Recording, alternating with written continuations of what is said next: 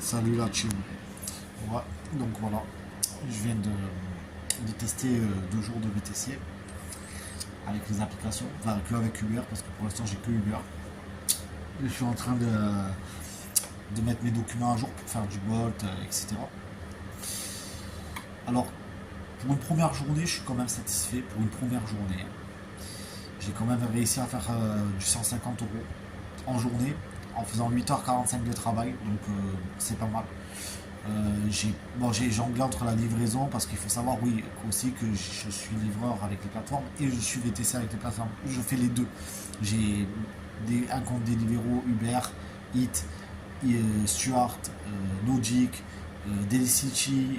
Enfin, j'ai vraiment plusieurs comptes et j'ai des comptes et j'ai bientôt tous les comptes aussi pour faire du VTC.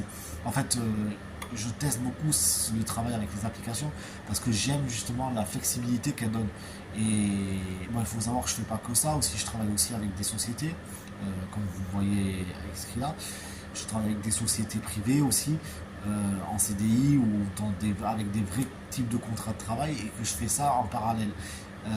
Le seul souci que j'ai en fait, c'est que je trouve que les prix en VTC sont un peu abusés, surtout en heure creuse.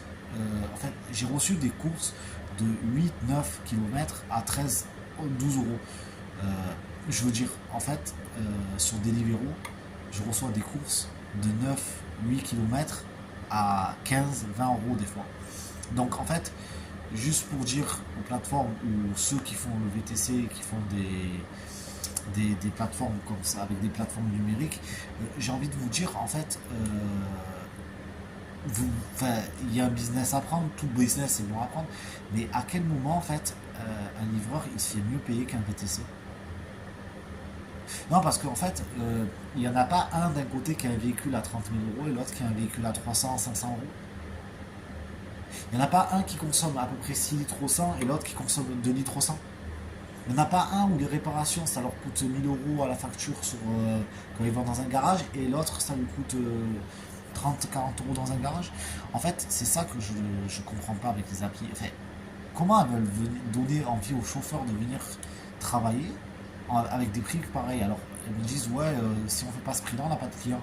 Ouais, mais si je fais ces prix-là, tu vas avoir une flotte avec des véhicules bas de gamme. Donc, en fait, c'est donnant-donnant dans la vie. Bon, sur ce, là, les gars, je vous dis à demain et on verra.